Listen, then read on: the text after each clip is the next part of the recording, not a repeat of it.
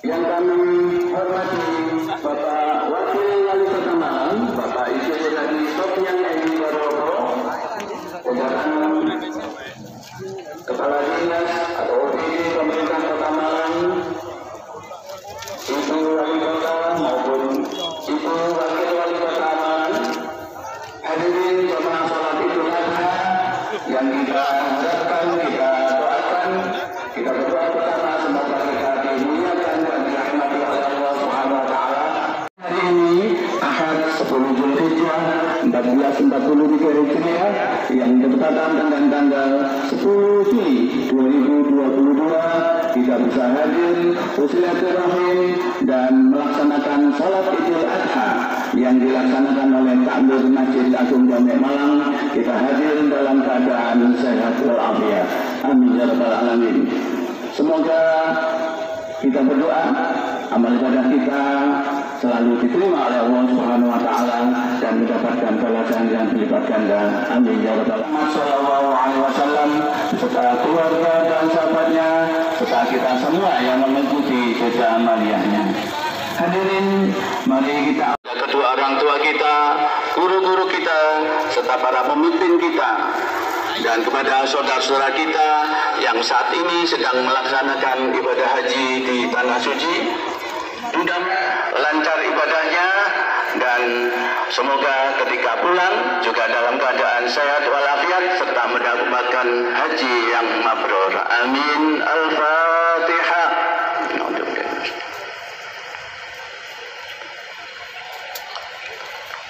Selanjutnya, mari kita dengarkan bersama sambutan Ketua Umum Yayasan Masjid Agung Jamek Malang kepada beliau Kiai Haji Dr. Andes Zainuddin Abdul Mukhid.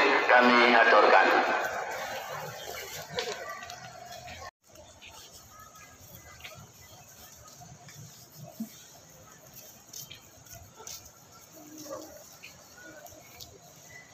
Assalamualaikum warahmatullahi wabarakatuh. Bismillahirrahmanirrahim. Alhamdulillahirabbil alamin. Wa bihi nasta'in ala umuri waddin. Wassallallahu ala Muhammadin wa ala alihi wa sahbihi ajma'in. Allahu akbar. Allahu akbar.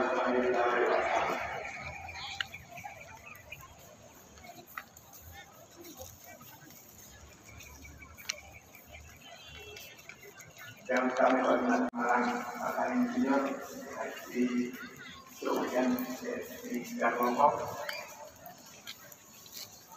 yang kami hormati Bapak Muhammad Yahya Idrisi yang adalah tidak sebagai imam dan khatib pada Idul Adha tahun ini. Setelah kami bertahlil dan bertaklim untuk junjungan kita Nabi Muhammad SAW, saya ingin gunakan kesempatan yang baik ini cobaan yang diberikan oleh Allah, tapi dengan keyakinan tawakalnya pada Allah, beliau lulus dengan supra cum laude gitu. Dia setelah menghancurkan berhala-berhala yang disembah oleh kaumnya, beliau dengan kampaknya memukuli, menghancurkan, dan kampaknya dikalungkan pada berhala yang besar. Kaumnya bertanya, siapa yang memecah-pecah berhala ini? Kata Ibrahim, cobalah tanya pada berhala yang besar yang ada kampanye. Ini menunjukkan kecerdasan seorang Rasul. Ya, bahwa berhala sebesar apapun tidak bisa menjawab dan mendengar apa yang ditanyakan. Dihukum apa? Dihukum bakar. Dihukum bakar. Ya, biasanya api itu sifatnya membakar. Ya, banyak sekarang kebakaran. Ya, di Duren ada rumah terbakar. Di mana-mana kita harus hati-hati musim semacam ini. Ya, mulai musim kemarau dan ada angin. Mari kita jaga supaya kata kita tidak terbakar. Tapi ini Ibrahim dengan hukum bakar, dengan unggun, ya unggunnya begitu besar, keluar dari api unggun yang menyala-nyala itu, ya tidak ada gosong sedikit pun karena perintah Allah. Ya naruquni bardan wa salaman ala Ibrahim. Wahai api yang biasa membakar, dinginlah kamu. Perintah Allah. Perintah Allah tidak bisa yang menghalangi. Idza arada sya'an ayaqulahu kun fayakun. Kalau mengendaki sesuatu mesti terjadi. Tidak ada siapapun yang bisa menghalangi kehendak Allah Subhanahu wa taala. Kalau kita di sini kan kata Nabi Suhaib, "Ma uridu illa islaha masata'tu wa ma taufiqi illa billah." Kita berusaha memperbaiki, taufiknya, hasilnya kita serahkan pada Allah Subhanahu wa taala. Para hadirin yang berbahagia, sekedar yang saya sampaikan, ada catatan-catatan yang kecil berkaitan dengan Idul Adha di kota kita, Kota Malang. Sebenarnya Masjid Agung ya, tidak menerima hewan kurban. Tapi karena ini ada, ya, kita tidak minta dari Bu Gubernur, Bu Khofifah, dan Pak Wali Kota, Pak Wali Kota, perintah Nabi yasiru, wala tunasiru, mudahkan orang mau ibadah, ojo ditolak. Ya, jangan dipersulit, maka kita terima. Dan insya Allah hari ini satu disembelih di RPH, yang dua insya Allah karena tidak punya tempat, Masjid Agung ini akan disembelih di Puri Cempaka satu hari Senin besok. Ya, mudah-mudahan korban dari beliau ini diterima oleh Allah Subhanahu wa taala. Ya, keikhlasannya akan menambahkan ketakwaan beliau di sisi Allah Subhanahu wa taala. Ya, diterima dan dibalas dengan balasan yang bersifat ganda. Selama di dunia ini diberi kesejahteraan hidup, kesehatan hidup, dan tetap ibadah pada Allah. Nabi Ibrahim kan diperintah meninggikan fondasi Ka'bah ya, bersama putra beliau Nabi Ismail. Setelah itu diperintah oleh Allah, azin bisnasi, panggil manusia untuk haji. Ya, Nabi Ibrahim berpikir, apa caranya memanggil manusia untuk berhaji. Tapi karena kekuasaan dari Allah, tidak ada di dunia ini orang tidak mengenal haji. Dari utara, dari selatan, dari timur, semua mengenal haji. Kalau saya tanya Pak Wali Kota, barangkali Pak Wali Kota, di Malang ini antrinya kurang lebih 30 tahun kira-kira. Ya, antrinya 30 tahun. Ada di kabupaten di Sulawesi sana antrinya 100 tahun. Ya kenapa? Karena kekuasaan Allah, walaupun Nabi Ibrahim mungkin menyeru sekali, tapi bahwa kemajuan teknologi menjadikan semacam ini, transportasi juga mudah, berbeda tahun sebelum tahun 50-an dan sesudah tahun 70-an. Haji sekarang lebih nyaman. Mudah-mudahan yang hadir, kalau tidak sempat berhaji, mudah-mudahan pahala haji dibebaskan dari neraka Allah, dimasukkan surganya Allah. Amin. Barangkali itu saya sampaikan pada kesempatan ini. Sekali lagi Pak Zainuddin, kalau kesalahan saya minta ampun, maaf pada hadirin sekalian. Wassalamualaikum warahmatullahi wabarakatuh.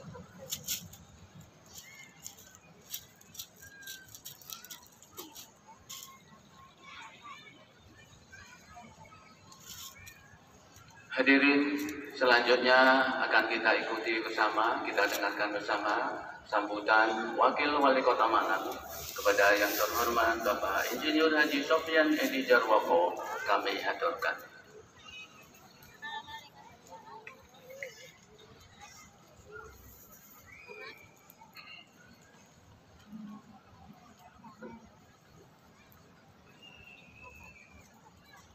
Bismillahirrahmanirrahim. Assalamualaikum warahmatullahi wabarakatuh. Alhamdulillah wa syukurillah wa nikmatillah, la haula wa la quwata illa billah.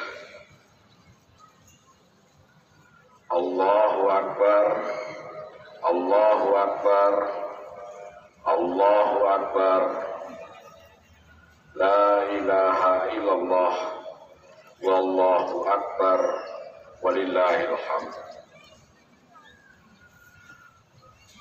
Yang terhormat Al-Mukarram, para alim, para ulama, para kiai, khususipun para habaib, yang terhormat Ketua Umum Yayasan Masjid Agung Jamek Malang, Bapak Kiai Haji Dr. Andes Zainuddin Abdul Muhid. Terima kasih yang sebesar-besarnya patut kita aturkan kepada beliau. Yang terhormat Bapak Kiai Haji Muhammad Yahya, pengasuh Pondok Pesantren Mihrahul Muhibin Pasuruan, yang insya Allah pagi hari ini beliau akan memimpin sholat kita dan menjadi khatib, serta Bapak Ibu sekalian hadirin segenap jamaah sholat Idul Adha, para pejabat TNI Polri maupun di lingkungan pemerintah Kota Malang yang saya hormati, hadirin sekalian yang berbahagia. Maha suci Allah Subhanahu wa Ta'ala yang tidak pernah berhenti mengalirkan nikmat dan karunia-Nya kepada kita sekalian, hingga di pagi yang penuh rahmat ini kita dipertemukan dalam rangka mentatibkan syiar Islam,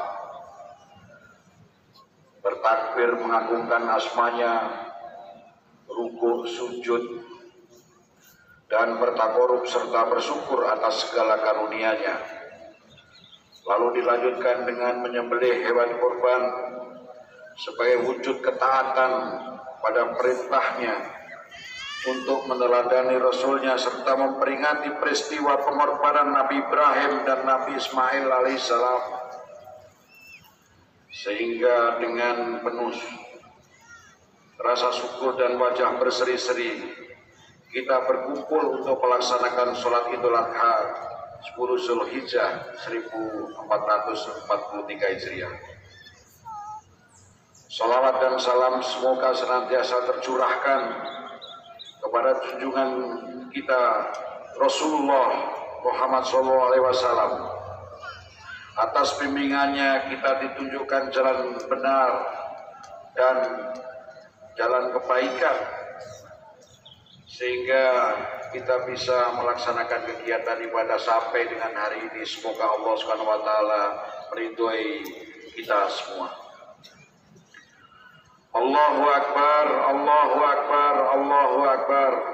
La ilaha illallah wallahu akbar, Allahu Akbar walillahil hamd.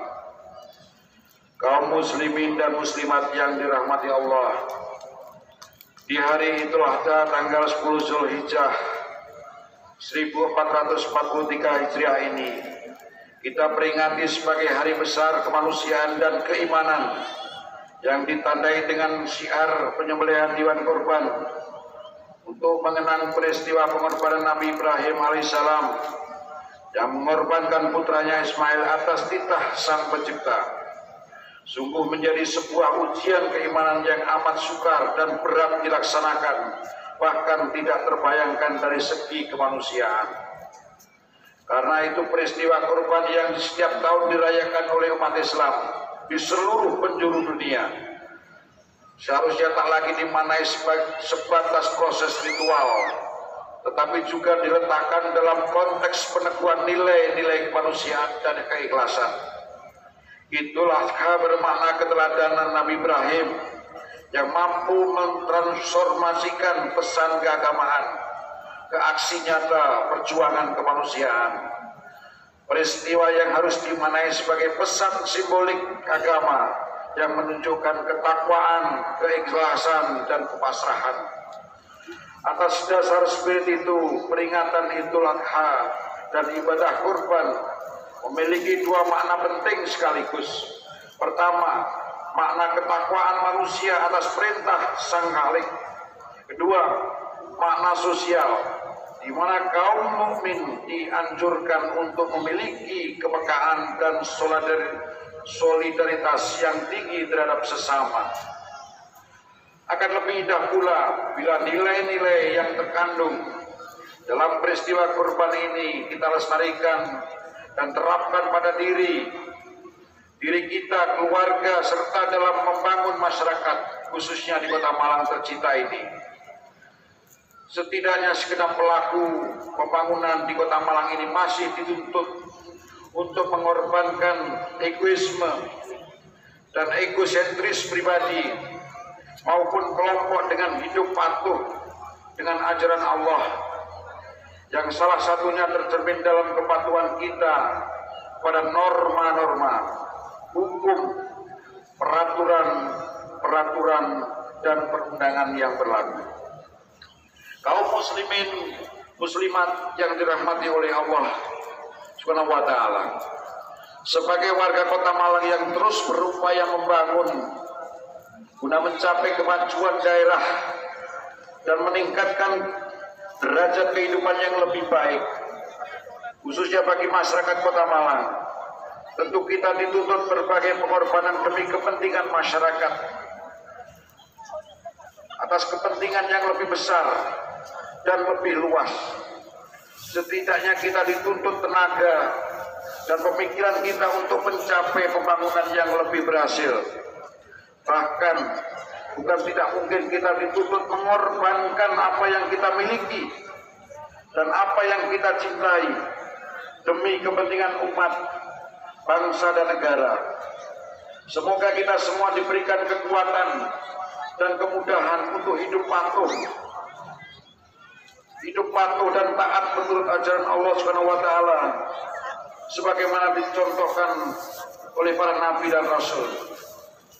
Kaum muslimin dan muslimat yang dirahmati oleh Allah, pada saat-saat seperti ini, orang tua kita, saudara-saudara kita, kerabat kita, sahabat kita, pemimpin-pemimpin kita, umat Islam Kota Malang, umat Islam di seluruh penjuru dunia yang kini tengah menunaikan ibadah haji di tanah suci Mekah, telah melewati salah satu wajib haji sebagai ritual yang cukup berat untuk dilaksanakan, yakni wukuf di Padang Arafah. Mari kita doakan para jamaah haji khususnya dari Kota Malang, Bapak Wali Kota kita, dan jamaah haji seluruh dunia, dan juga sahabat-sahabat kita, saudara-saudara kita, orang tua kita, kerabat kita, untuk diberikan kekuatan, pertolongan, dan dimudahkan dalam menyelesaikan seluruh rangkaian ibadah hajinya dan kembali ke tanah suci dengan sehat, dengan selamat, sehingga dapat kembali berkumpul dengan keluarga, sanak saudara di tanah air, dan tentunya diberkahi, dikaruniai haji dan hajah yang mabrur dan mabrurah. Amin ya rabbal alamin. Kaum muslimin dan muslimat yang dirahmati oleh Allah Subhanahu wa taala, hadirin sekalian yang berbahagia. Demikian yang dapat saya sampaikan. Terakhir, saya secara pribadi dan atas nama pemerintah Kota Malang beserta seluruh jajaran mengucapkan selamat Hari Raya Idul Adha 1443 Hijriah. Semoga Allah Subhanahu wa taala senantiasa memberikan kekuatan dan kemudahan kepada kita semua untuk membangun Kota Malang yang tercinta ini. Terima kasih dan mohon maaf. Wabillahi taufik wal hidayah. Wassalamualaikum warahmatullahi wabarakatuh.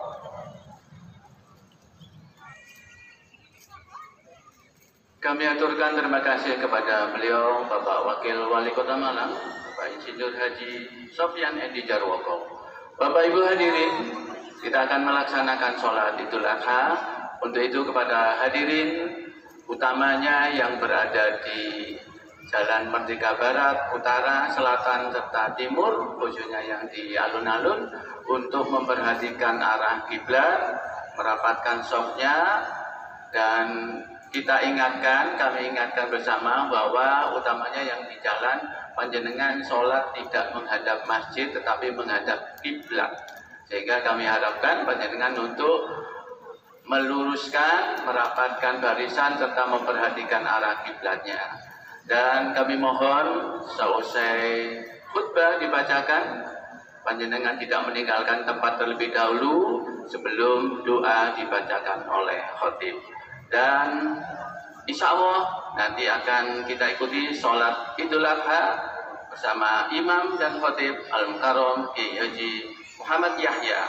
Beliau adalah pengasuh Pondok Pesantren Mihrabul Muhibbin Pasuruan. Demikian, wallahul muwaffiq ila aqwamit thoriq. Assalamualaikum warahmatullahi wabarakatuh.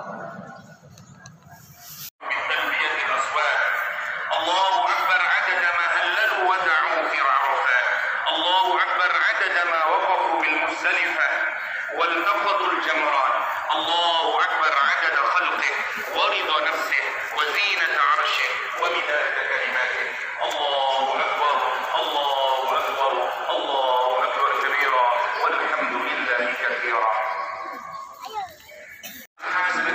Setelah mereka wukuf di Arafah, Nabi kita yang tidak haji, mengapa kita Idul Adha? Jawabannya adalah Idul Adha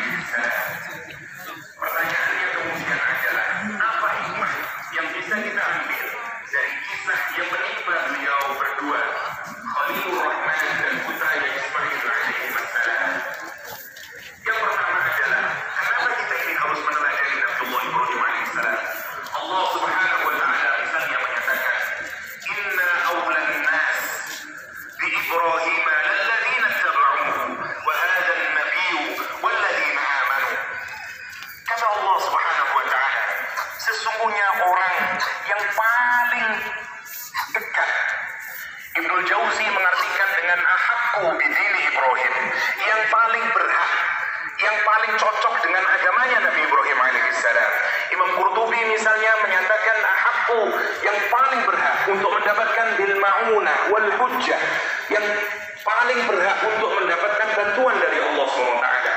Dan Nabi Muhammad SAW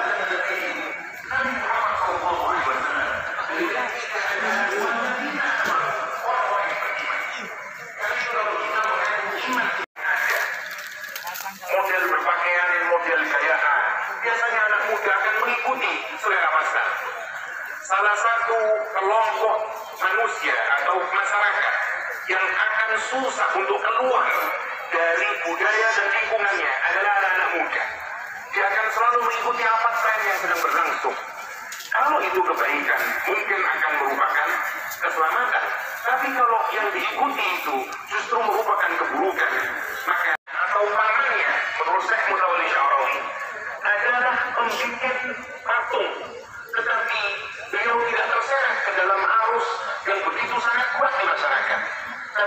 beliau justru tetap siqah, tetap sabar, bertauhid kepada Allah Subhanahu wa Ta'ala. Pentingnya kita untuk belajar dari Nabiullah Ibrahim alaihissalam agar kita ini memiliki kekokohan akidah, kekokohan tauhid, agar dia bisa menjadi Ibrahim baru. Lihat, Nabi Ibrahim alaihissalam dia berani kemudian menentang apa yang dia sudah, dan dia berdiri untuk sesuatu yang benar. Dia katakan misalnya kepada ayah kita beribadah dengan khusyuk kepada tabatin itu, padahal dia tidak bisa memberikan Allah dan tidak bisa mendatangkan manfaat buat kita. Kita yang diberikan oleh Al-Quran ketika kemudian Nabi Ibrahim berdakwah mulai dengan cara baik, dengan cara menasihati yang baik, naik lagi kemudian berdakwah dengan cara yang mustahil, menunjuk matahari, menunjuk bulan, bangunkan rumah api untuk membakar Ibrahim alaihissalam. Personal difficulties, mendapatkan kesusahan secara personal. Begitu kemudian sudah dibikin bara api, bahkan orang-orang yang hamil yang kesusahan untuk membawa api, dia menyatakan, kalau aku sehat, aku sendiri akan membawa kayu-kayu bakar itu ke tanah neraka. Apa kemudian yang terjadi? Sang raja kemudian menggunakan sosialisasi. Ibrahim dianggap sebagai musuh terbesar negara. Ya, the most wanted person, orang yang paling dicari di negara, disimbolkan sebagai teroris paling besar. Kenapa? Karena Ibrahim sekarang dijadikan konsumsi politik oleh Namrud. Karena Namrud kalah dalam debat, Namrud kalah dalam segala argumentasi. Maka kemudian Namrud misalnya menyatakan, harriquhu, bakar Ibrahim, wansuru alihatakum, tolonglah Tuhan-Tuhan kalian, in kuntum fa'ilin, jika kalian benar-benar orang yang komite, orang-orang yang sungguh melaksanakan agama kalian. Dibakar emosinya untuk benar-benar menganggap Ibrahim adalah musuh masyarakat saat itu. Ibrahim alaihissalam kemudian didudukkan di kursinya untuk kemudian dilemparkan ke tengah bara api yang menjulang itu. Al-Qurtubi menjelaskan, kalaulah ada burung yang lewat di atas rumah api itu yang masih mati terpanggang karena begitu panasnya, Ibrahim dilemparkan dan kemudian kata dia, ya Allah, Ibrahim itu satu-satunya hamba yang menyembah di bumi ini, dan sekarang dia akan dibunuh, sekarang dia akan dibakar hidup-hidup, kata dia. Maka perintah, izinkanlah untuk kami menolong mereka. Allah menolong Ibrahim alaihissalam. Allah subhanahu wa ta'ala kemudian menyatakan, in istaghasa bi syai'in minkum aw da'ahu falyansurhu faqad adintu lahu fi dhalik wa in lam yada' ghairi fa ana a'lamu bihi wa ana waliyuhu. Kata Allah subhanahu wa ta'ala, jika Nabi Ibrahim meminta bantuan sedikit pun kepada kalian, atau dia memanggil-manggil minta bantuan kepada kalian, datangilah, bantulah Ibrahim, karena sesungguhnya aku telah mengizinkannya. Tapi kalau dia tidak berdoa dan minta tolong kepada selain kalian semuanya, kecuali meminta tolong kepadaku, ketahuilah, aku tahu apa yang sedang terjadi pada Ibrahim, dan aku adalah penolongnya, aku adalah walinya. Khuzanul ma, malaikat penjaga air, penjaga hujan akan menemui Nabi Ibrahim alaihissalam, menawarkan bantuan, wahai Ibrahim, apakah aku turunkan hujan sehingga memadamkan bara api ini? Malakul rih, malaikat angin datang menawarkan bantuan kepada Nabi Ibrahim alaihissalam, apakah engkau mau aku padamkan api ini dengan anginku? Jibril bahkan datang kepada Nabi Ibrahim menawarkan bantuan. Nabi Ibrahim menyatakan, apakah semuanya ini adalah kehendak kalian atau justru kehendak Allah subhanahu wa ta'ala? Malaikat semuanya itu menyatakan, ini kehendak kami. Ibrahim alaihissalam menyatakan, amma minka fala fa amma min Allah fabala. Apabila itu datang dari kalian semuanya, aku tidak membutuhkan, tapi kalau itu datang dari Allah subhanahu wa ta'ala, itulah yang aku inginkan. Allahumma antal wahidu fis sama, ya Allah, engkaulah satu-satunya di langit sana, wa anal wahidu fil ard, dan akulah satu-satunya manusia di bumi ini. Laisa ahadun ya'buduka, satu-satunya orang yang menyembahmu. Ya hasbi Allah wa ni'mal wakil, ni'mal maula wa ni'mal nasir. Loyalitasnya kepada Allah subhanahu wa ta'ala, trustnya, keyakinannya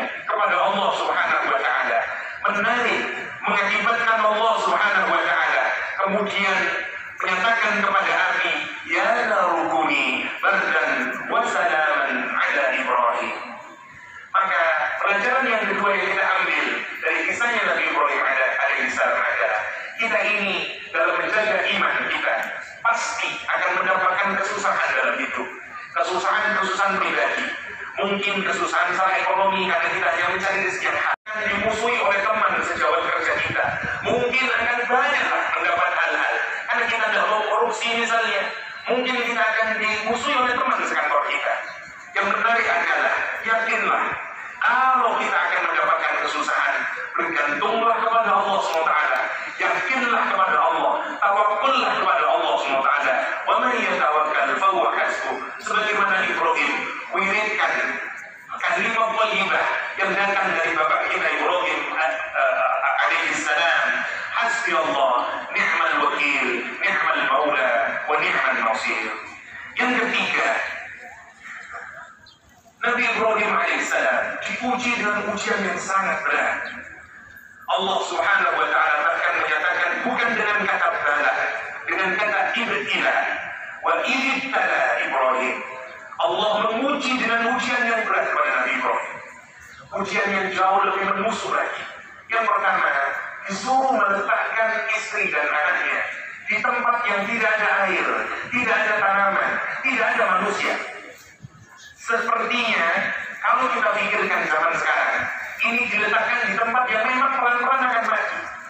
Al-Quran menggambarkan tempatnya sebagai diwadin ghairi zar'in, satu lembah yang tidak ada tanaman sama sekali. Jika tidak ada tanaman, artinya tidak ada air. Kalau tidak ada air, tidak ada manusia tinggal di sana. Bayangkan anak yang masih menyusui ibu, namanya Ismail alaihissalam. Ya, kemudian disuruh diletakkan bersama ibunya di tempat yang tidak ada manusia. Hajar bertanya, begitu sampai di tempatnya, apa kata Hajar? Ya Ibrahim, aina tadhhab wa tatrukuna bi hadzal wadi alladhi laysa fihi insun wala syai'. Wahai Ibrahim, gerangan kemanakah engkau membawa kami ini? Kenapa engkau tinggalkan kami di satu lembah yang tidak ada manusia atau sesuatu pun? Ayah mana yang bisa menjawab pertanyaan istri dan anaknya ini? Ibrahim tidak mampu menjawab. Akhirnya merintih menangis kepada Allah Subhanahu wa ta'ala. Dan ada kami mengajar, ya Ibrahim, aina tadhhab wa tatrukuna bi hadzal wadi. Kemana kau bawa kami ini? Kenapa kau tinggalkan kami di sini, wahai Ibrahim? Sampai 3 kali Hajar baru mengerti bahwa mungkin pertanyaannya nggak salah. Dia ganti pertanyaan, ya Ibrahim, Allah amaraka bihadza. Apakah Allah yang memerintahkan engkau agar meletakkan aku dan Ismail di sini? Nabi Ibrahim mengatakan, na'am. Lihat kalimat yang diucapkan oleh Hajar, idzan la yudayyi'ana Allah abada. Kalau demikian, Allah, bagaimana kita melihat tawakkulnya Nabi Ibrahim? Di hikmah yang ketiga kita melihat bagaimana tawakkulnya istri, tawakkulnya keluarga. Satu keluarga kemudian Hajar, air yang dibawa telah habis, air susu tidak keluar. Ismail kecil menangis. Ibu-ibu lari ke Bukit Sofa dan Marwah mencari-cari adakah orang yang lewat membawa air. Dia lihat dari Bukit Sofa, adakah orang, adakah kafilah, tidak ada. Dia lari lagi ke Marwah, adakah orang yang lewat, tidak ada. Bolak-balik 7 kali. Gambaran dari usaha, karena itu disebut dengan sa'i. Ibrahim yang meninggalkan istri dan anaknya dari tempat yang tidak kelihatan lagi, sambil bercucuran air mata, dia menangkadahkan tangannya berdoa kepada Allah. Rabbana inni askantu min dzurriyyati biwadin ghairi dzi zar'. Ya Allah, aku telah letakkan anakku dan istriku sebagaimana yang kau perintahkan ya Allah, di lembah yang tidak ada makanan apapun.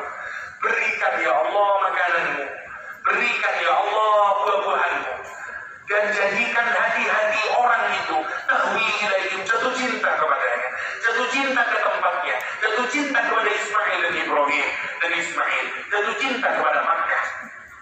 Masya Allah, lihat gabungan dari usaha Hajar dan doa Ibrahim alaihissalam, bayi mungil Ismail alaihissalam menjejakkan kakinya yang menurut logika akal sehat tidak mungkin keluar air, tapi itulah yang disebutkan dengan kemujizatan. Muncul air Zam-Zam. Maka hikmah yang ketiga, dalam keluarga muslim harus ada 3-tiganya. Harus ada yang bekerja sungguh-sungguh, bekerja memulai dari yang bersih menuju kemuliaan, dari sofa menuju marwah, dan harus ada yang berdoa kepada Allah Subhanahu wa Ta'ala, kerja spiritual.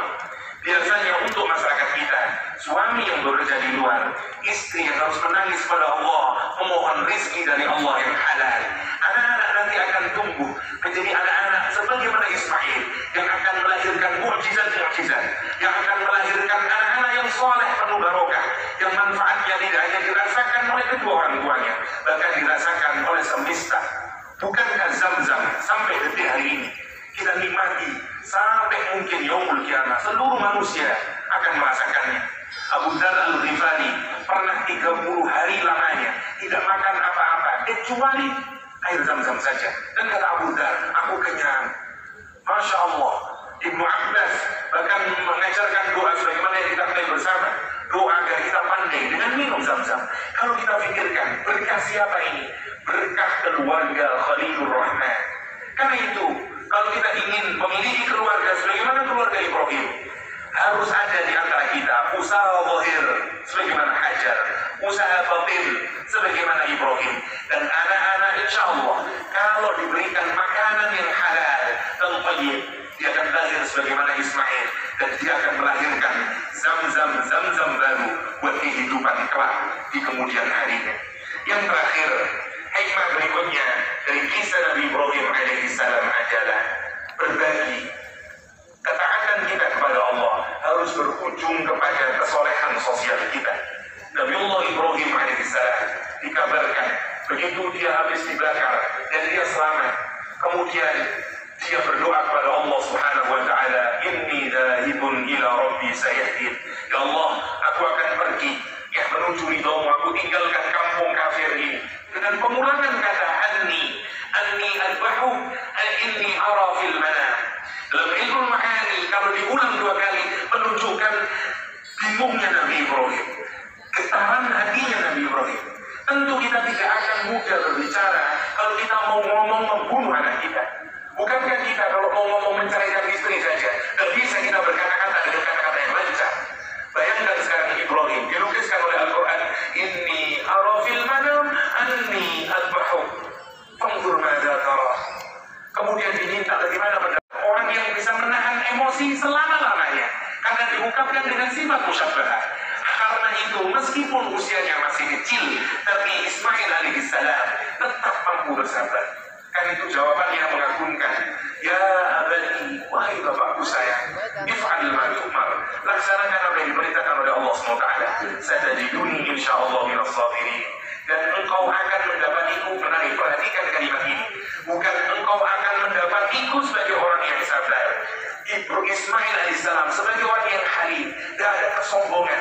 Dia menyatakan engkau akan insya Allah mendapatiku termasuk orang-orang yang sabar. Karena Ismail mengetahui bukan saya saja yang bisa bersabar, ada banyak orang-orang dahulu yang juga bisa bersabar. Saya ini semoga yang menjadi bagian dari mereka yang sabar. Kehebatan Ismail adalah kehebatan dia dalam ibadah, tidak membuat dia pongah, tidak membuat dia riak, tidak membuat dia merasa yang paling terbaik. Karena itu dikasih huruf min, satajiduni insyaallah minas sabirin. Falamma aslama wa tallahu lil jabin. Ketika sudah dibaringkan di pelipisnya, apa kemudian yang terjadi? Dan mau disembelih, sebuah drama menarik dikisahkan. Ismail alaihissalam kemudian berkata kepada Ibrahim alaihissalam, ya abadi, wahai ayahku sayang, ushdud ribati, kencangkan ikatannya wahai ayah, hatta la adrib, sehingga aku tidak bisa bergerak-gerak lagi. Waqfuf anni siyabaka hatta la yantabih alayya min dami syai' fayanqusu ajri wa tarahu ummi fatahzan. Jauhkan pakaianmu dari darah itu, nanti darahnya nyipat ke pakaianmu sehingga kemudian mengurangi pahalamu, dan nanti kalau ada bercak darah di pakaianmu, ibu akan menangis, Hajar akan sedih. Kata dia, wasra' marrasikin, percepat jalannya pisaunya ini di leherku ini, kata dia, dia pun ahwan alayya, agar itu menjadi lebih mudah bagi diriku, kata dia. Fa innal maut syadid, karena kematian itu sakit ayah. Dan kemudian Nabi Ismail alaihissalam menyatakan, wa idza ataita ummi, kata dia, faqra masalah buat Umi, kata dia. Dan kalau engkau menyatakan bahwa mau membawa baju yang saya kenakan ini untuk diberikan pada Umi, berikan dia. Asa ayyakuna aslalaha anni, kata dia. Mungkin itu akan bisa menjadi pelipur lara buat Umi. Kenapa? Karena dulu Nabi Yakub alaihissalam pelipur laranya juga adalah bajunya Nabi Yusuf alaihissalam. Ibrahim kemudian mulai menempelkan pisau itu, dan Al-Quran menyatakan wa fadainahu, ada suara yang keras menyatakan ya Ibrahim, wahai Ibrahim, qad saddaqta ru'ya, sungguh engkau telah membenarkan perintah Allah SWT seperti yang ada dalam mimpi. Ya inna hada lawal bala'ul mubin, ini balak yang sangat agung. Dan kemudian Allah menggantinya, ngasih fidyah bidhibhin azim, dengan kibas yang sangat besar. Dan Al-Quran menyatakan salamun ala Ibrahim, kesejahteraan, keselamatan buat Ibrahim alaihissalam. Kadzalika najzil muhsinin. Setelah selesai beribadah, menunjukkan kepatuhan kepada Allah, apa yang dilakukan kemudian? Dia membagikan kurbannya. Hikmah terakhir adalah kalau kita ini sudah dekat kepada Allah, sudah serius di dalam ibadah, sebagaimana Ibrahim, inni wajjahtu wajhiya lilladzi fatara samawati wal ard, sebagaimana Ibrahim, wa ma ubarri'u nafsi, inni wa ma ana minal musyrikin, misalnya sebagaimana Nabi Ibrahim alaihissalam. Setelah kita taat kepada Allah, tugas berikutnya adalah buktikan ketaatan kita ini dengan berbuat baik kepada orang lain. Dalam konteks Idul Adha, berkorbanlah, karena bukti ketaatan seseorang kepada Allah ditunjukkan dia punya kepekaan sosial, punya empati sosial, punya ritual sosial yang baik, kesolehan sosial, sebagaimana Nabiullah Ibrahim dan Ismail. Aqulu qawli hadha wa astaghfirullah li wa lakum wa li sa'iril muslimin fastaghfiruhu innahu huwal ghafurur rahim.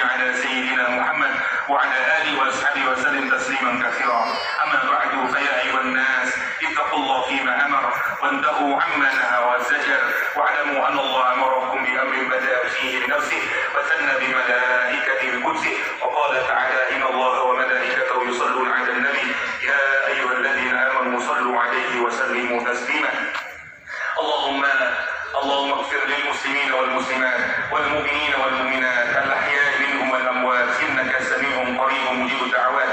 يا قاضي الحاجات اقض حاجتنا في الدنيا والآخرة واجعل عمرنا في محبتك وطاعتك يا أرحم الراحمين. اللهم أعز الإسلام وأهلك الكفرة ودمر أعداءك أعداء الدين يا رب العالمين. عباد الله، إن الله يأمركم بالعدل والإحسان وإيتاء ذي القربى وينهى عن الفحشاء والمنكر والبغي يعظكم لعلكم تذكرون. السلام عليكم ورحمة الله وبركاته. اللهم صل على محمد يا رب صل عليه وسلم. اللهم صل على محمد يا رب صل عليه وسلم. اللهم صل على محمد يا رب صل عليه وسلم. اللهم صل على محمد يا رب صل عليه وسلم. اللهم صل على محمد يا رب صل عليه وسلم. اللهم صل على محمد يا صل عليه وسلم اللهم صل على محمد يا رب صل عليه وسلم اللهم صل على محمد يا رب صل عليه وسلم اللهم صل على محمد يا رب صل عليه وسلم اللهم صل على محمد يا رب صل عليه وسلم اللهم صل على محمد يا رب